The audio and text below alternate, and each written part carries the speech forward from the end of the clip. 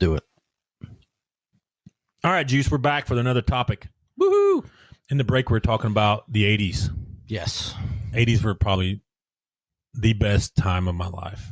I don't know. I've had some great times with my wife and children, but I'm talking about as a kid in the 80s. Oh, as a kid? Yeah. Prior to going in the military? Mm-hmm. Kid in the 80s, man. That was awesome back then. You know, I see kids on social media talking about Army and Marine basic training, how hard it was and stuff. Yeah.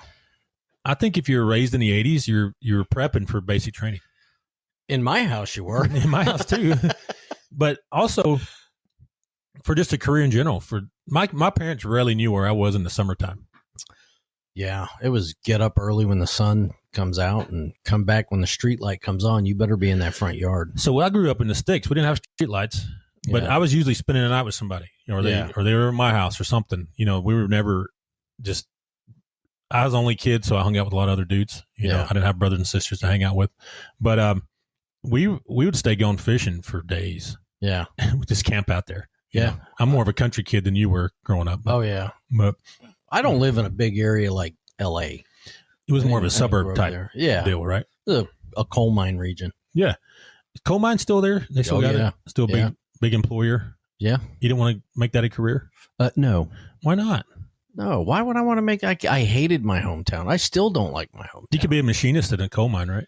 For the company. You can be a repair machinist because they got a lot of equipment going in and out of there. So they do a lot of repairs on breakers and everything else. You're right. But anyway, I think that independence that we had prepared you for a career in general. You know, we got stuff done as children.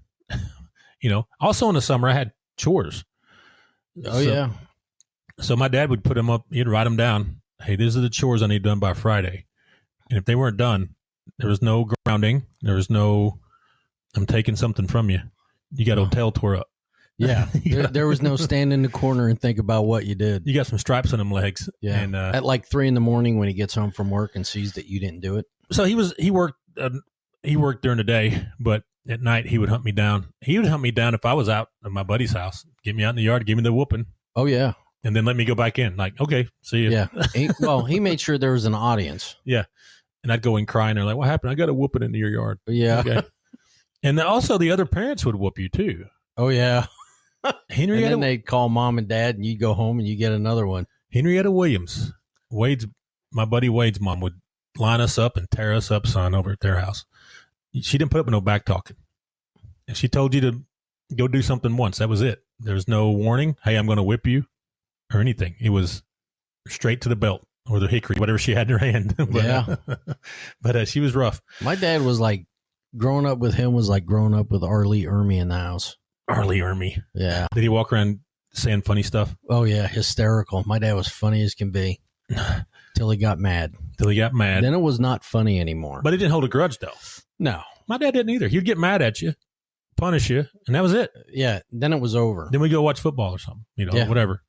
But I'm trying to get this auto switch to work, Juice. But let's get to our topic here.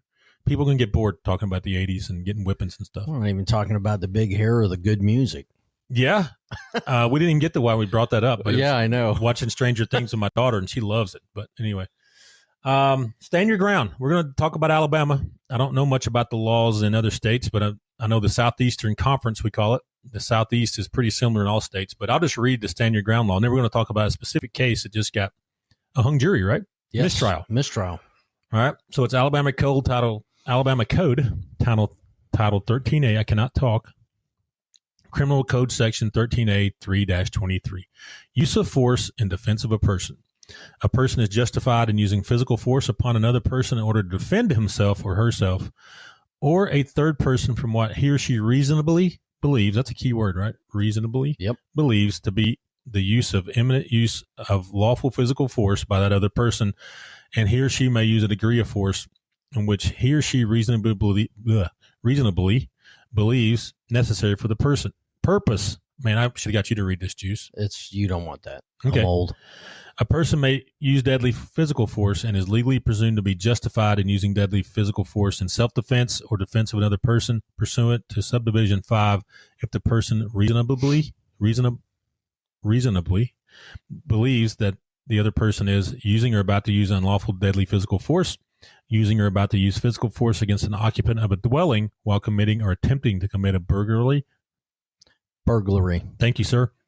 Of such dwelling, committing or about to commit a kidnapping in any degree, assault in the first or second degree, say it. Burglary. Yes. In any degree, robbery in any degree, forcible rape, or forcible sodomy. Okay. Using or about to use physical force against an owner, employee, or another person authorized to be on business property when the business is closed to the public while committing or attempting to commit a crime involving death, serious physical injury, robbery, kidnapping, rape, sodomy, or a crime of sexual nature involving a child under the age of 12. So it's pretty serious. Absolutely. Right? So you do have the right to self-defense. You always did. They just put it in a code. They wrote it down, right? Right. Self-defense and defense of others. Mm-hmm. Yeah. So if Juice is attacking me right now, I can pull out a pistol, knife, use my karate hands. Right. My knife hands. And my knife hands, Juice. CMC outlawed knife hands. My CNC did? Yeah, CMC. CMC. What is that? Common on the Marine Corps. I thought they brought them back. I haven't seen them. Knife hands. If you don't know what knife hands are. I love knife hands. This is a knife hand. When you're talking to somebody and you give them the old knife hand. But anyways, if I can use my hands, weapons, whatever to defend myself. Right. Now, once you are neutralized, no longer attacking me, can I keep going? No. That's where it stops, right? That's where these all get fuzzy. If you stop the attack, you don't have to pull a John Wick with a pencil. Right. If you stop the attacker, that's where you stop. Mm-hmm. They can still hold security and be alert. And if they come back, absolutely, you get the same rules apply. Absolutely. But you can't stalk somebody down and shoot them once, neutralize them or stop them, and then continue. Here's the problem, too. So you and I have been in police and military where we talked about this daily. We had, before we left on patrol, we read something similar to this right here.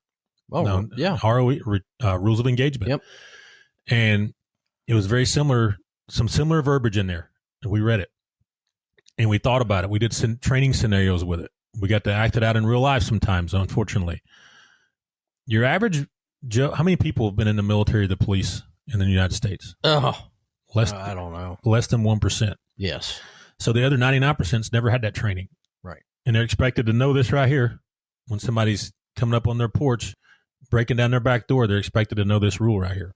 Now, when I taught concealed weapons carry in a couple of different states, that was always in the packet, and we always read it at the beginning of class. But other than that, that was it. Right. Most people didn't listen to it. Yeah, most people didn't. Now, we took it seriously when I was with the State Department because we had some incidents. I don't know if you remember when it was Blackwater. I worked for Blackwater in Iraq, and we had the Nasir Square incident. Right. All right. That was an incident. Those guys got exonerated, I believe, by Trump in his first term. But that was an incident where there was shots fired, but the return fire was excessive. Does that make sense to you? All right. I'm not here to blame anybody or armchair quarterback anybody. Right. There were some serious problems with the investigation. I don't know if you've ever read about it or not. With the I read a little bit about it. CID and the FBI, there was some awful. We actually transported the FBI, my team did, around while they investigated this thing. All right. And I heard it out of their mouths in the car. These guys were justified in what they did. All right. You have to look at the whole circumstance. Just the day before, right at that area, there was a huge gunfight. Okay? Right. And these guys were placed there. So tensions were high. There was an imminent threat in the area. So the FBI put that into account and said, yeah, these guys were justified in what they did. That would be the totality of the circumstances. Totality of the circumstances. That's right off the card, ain't it, Juice? It is. The little laminated card you carry in your pocket. Now, the CID guy, the colonel, I'm not going to say names, he said that they were not justified. So we're split 50-50 on the two investigating bodies. What do you think of that? Yeah. I have a hard time believing the colonel. Yep. Now, but what they got him on, what they went to jail for, was the excessive force, not the gunfight. All right. They were justified in returning fire. They just unleashed all their machine guns, everything they had on that square, killed some civilians, unfortunately, with everything they had. So I can understand it. I don't condone shooting anybody unless you're threatened, obviously. Millions lost their lives in this. But I don't think they got together and said, hey, we're all going to squeeze the triggers at the same press the triggers at the same time and see how many rounds we can dump. We're going to go out and murder some civilians today. Once that happens, once you come under fire and your reaction takes over, your skill and training takes over, it's not like one person does it. Everybody's involved. Right. So were they excessive? I don't know. I wasn't there. But it's a similar stand your ground type scenario, just in a combat zone. We dealt with it, right? You got the Trayvon Martin. What do you know about that one? Oh, Sanford, Florida. You were living down there when that was going on, right? Yeah. I still have an issue with that one. Was Zimmerman justified? What do you think? In my opinion, no, he wasn't. Okay. He could have disengaged. He was a security officer. Mm-hmm. All he had to do was disengage, call local law enforcement, let them come on property and deal with the guy. Right. Instead, he decided to act like law enforcement. So Martin was trespassing, right? He was. But he wasn't stealing anything or making threats. But Zimmerman said, hey, stop. And he didn't stop. And he doesn't have to stop. No. If somebody came on my property, we're just sitting here, somebody walked across my yard. Can I walk out and shoot him? No. That's kind of what happened, right? Yeah, that's, in my opinion, that's exactly what happened. But now, if he tries to bust through a window, that's a little different. I can restrain him. But I think Zimmerman overreached on what his actual responsibilities were. Right. Grossly overreached. They have some investigative issues in that one, too. I think that's why he got off. But, correct. And he had a great lawyer. I know that. Yes, he did. But, yeah, a lot of people here, they put up signs in their yard that says, come on my yard, I got 38 special for you, or the python's waiting, or all protected by Smith & Wesson. Protected by the Constitution, you name it, whatever. Yeah. You can't just shoot people for walking in your yard. Nope. Now, you can ask them to leave. Now, if they start committing a crime, that's when you call police and all that. Now, if they are coming on your property, trespassing, you can call police, get them to investigate it, and they'll go talk to them and say, hey, don't go on the property anymore. Right. Now, if they come and try to grab your kid, I'm ventilating. Yeah, we're going to get busy. I'm going to test out my shooting skills. Yes. Because you got to shoot around it. You don't hit the kid. Right. Well, yeah. I don't want to hit my kid. Maybe just in the arm if that's what it takes. My whole thing is if they're out there damaging your property and not you, just call the cops. Now, what if they come on my property and are damaging trees? Something like that. I don't really care. Are we going to ventilate them? It's wood. We're not going to ventilate them, right? No, it'll grow back. We've had incidences in this area over the last 40 years where people have gotten in physical altercations over trees. I get if you're a farmer, that's your livelihood, and somebody's trying to steal them or whatever. You can't kill people over inanimate objects.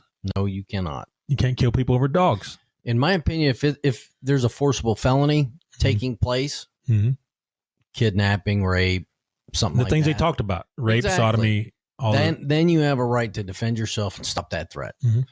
I don't care if they're stealing your car, in my opinion. Let them go. We'll get them later. Let me ask you this. So my background, what if somebody's breaking in my home and I'm home by myself? Can I just shoot them through the door?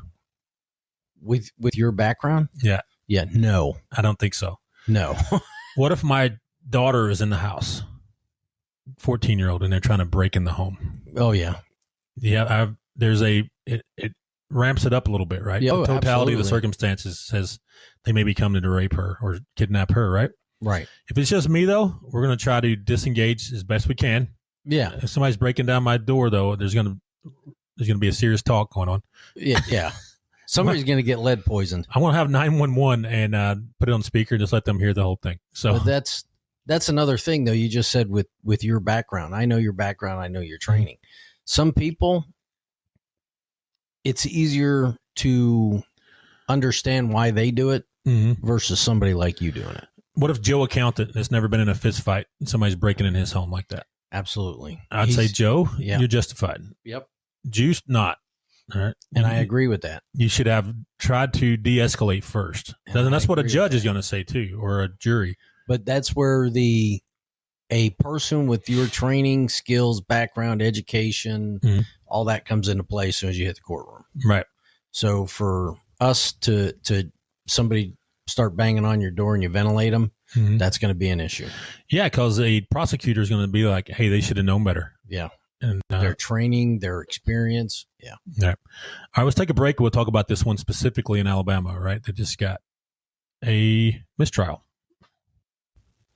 Hey, everybody, Macky here. I just want to get into what we actually do here at Macky Outlaw Private Investigators. So we conduct domestic investigations, which include your adultery and custody cases. You may have a cheating spouse that you're wanting to find out, or you may have shared custody and you're wanting to find out what the other parents are doing, maybe prove that they're not good parents for a custody modification. Also, what we do is criminal defense investigations. That's where people get in trouble and they need help proving their innocence. It could be either pre-conviction or post-conviction. So if you know people in those situations, just give us a ring. Also, we work missing person cases. That's where we track down people that are missing. It can be children, teenagers, all the way to senior adults. So if you have a case like that, how we work those cases is we use surveillance. We locate and find witnesses and interview them. Also conduct digital forensics where we extract deleted data and locate those digital artifacts to help your case. If you need those types of investigations done, you can always click the link and contact us. You can call us directly at 866-910-7499. That's 866-910-7499. Or visit us on the web at mackyoutlaw.com. Thank y'all. All right, we're recording. We're talking about, we're talking about stand your ground. And we got a case that just happened here nearby us, all right, where I'll just read it from mail.com. It says, mistrial declared in murder case of Alabama man who claimed he shot neighbor in self-defense. And this was written March 11th, so we're just a week away from this, pretty much. Right. A mistrial was declared Tuesday in the murder case of a North Alabama man who claimed he fatally shot his neighbor in self-defense 2 years ago. Keith Sullivan, I cannot read today.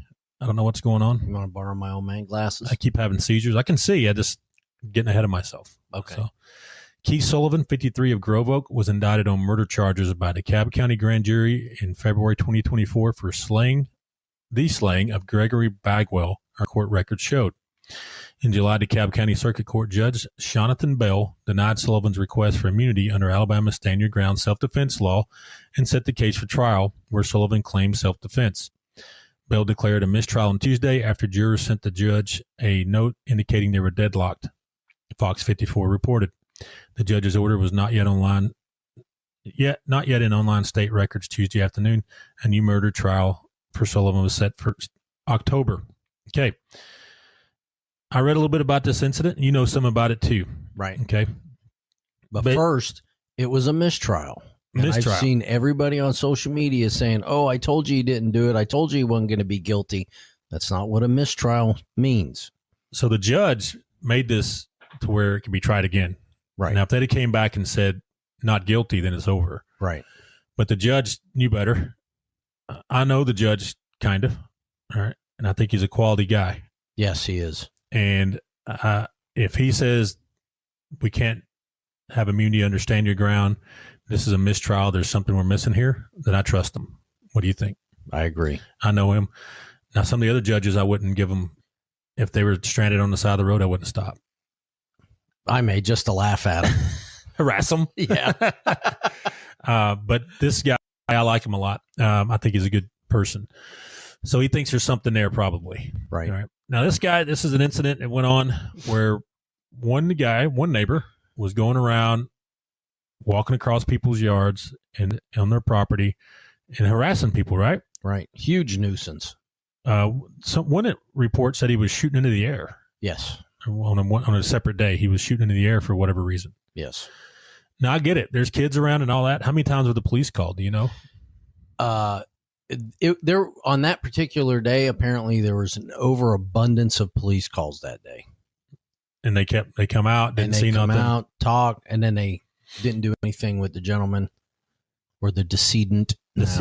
Right.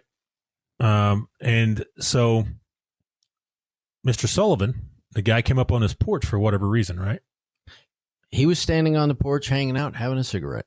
And Mr. Sullivan came out and said, hey, leave. And he said, "Oh, I can't be here." Didn't show any hostility or anything, but he just like, well, whatever. Started walking off. So there's probably some mental issues exacerbated by drug or alcohol abuse, right? I would agree. Yeah. Right. But he started walking off the porch, right? Yes. Now the bullet holes, the entrance wounds were where? In his back. Okay. So he was walking away. Mm-hmm. That's why we don't get a stand your ground. FBI calls that a clue. A clue. How many shots were fired, Juice? 7 or 8 shots, or 8 shots, 7 hit him. Yeah. I think there was 8 shots, 7 impacts. Yeah. Okay. Do you think our guy was justified in shooting this guy? Just my opinion? No. I don't either. I don't think he was justified. I don't think so.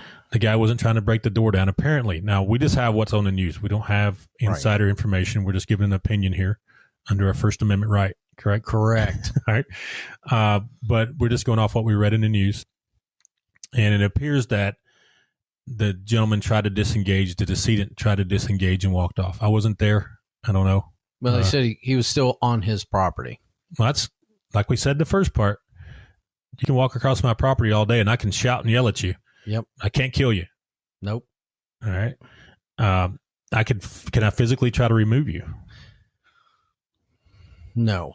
I mean, you can, but at that point, is it really worth it? That's escalating, right? Yeah.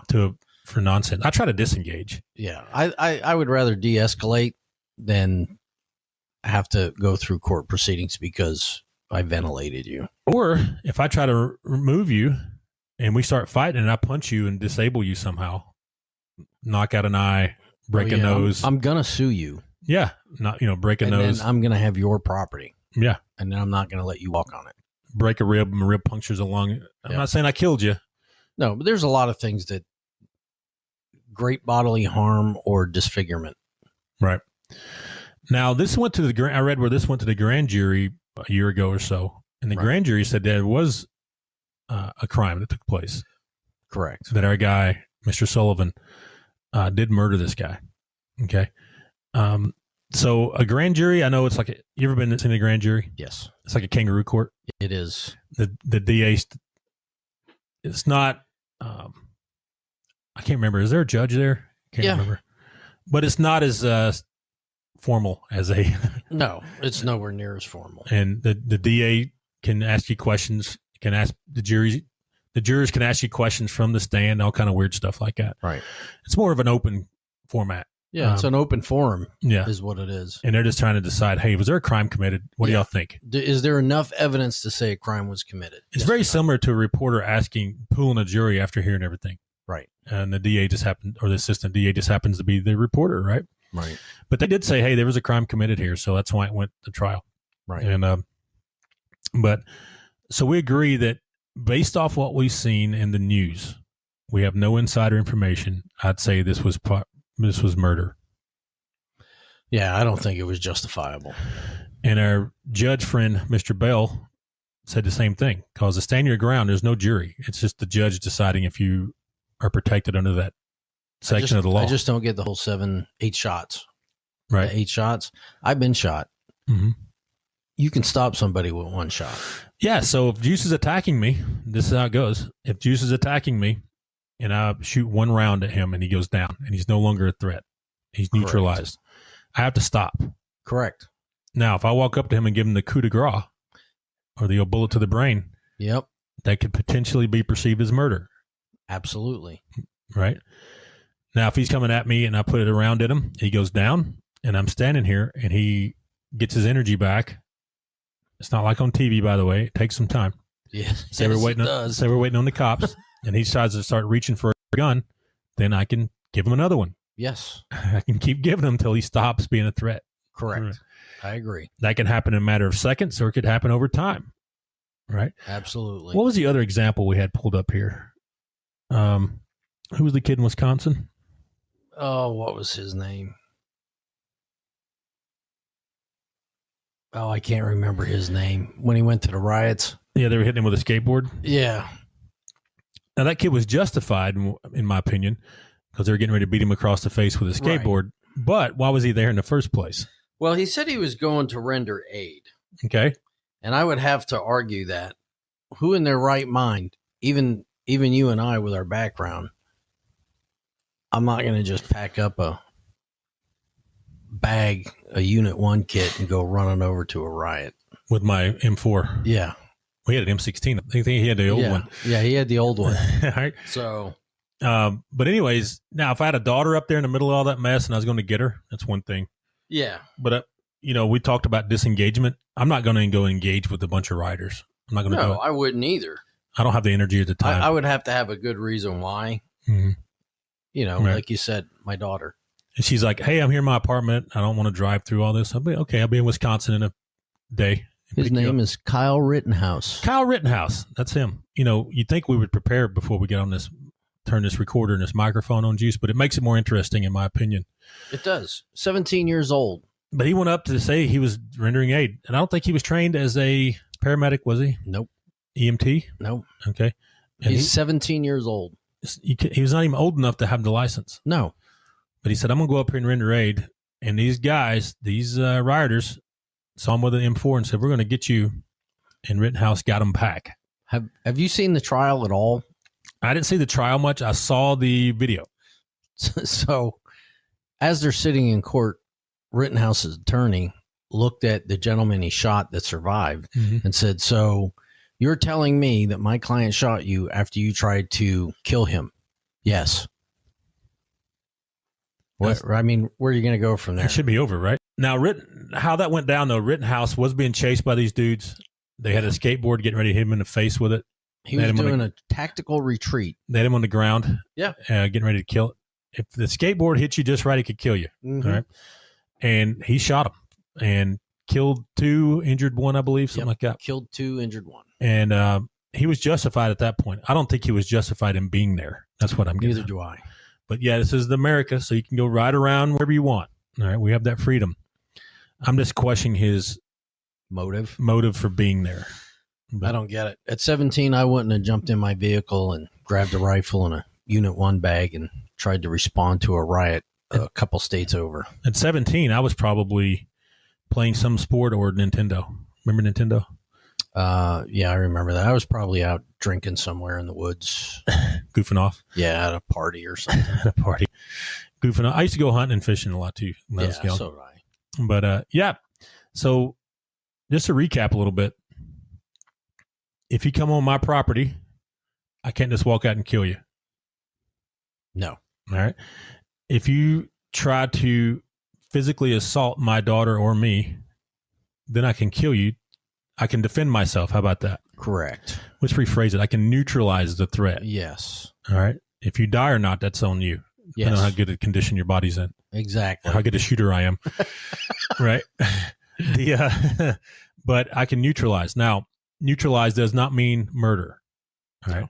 If I put you down with 2 rounds and you're just laying there wallowing in your blood, but you're not a threat anymore, and I walk up and put a bullet in your head, then a jury could potentially see that as murder. Correct. Which is kind of what we got dealing with Mr. Sullivan, I believe.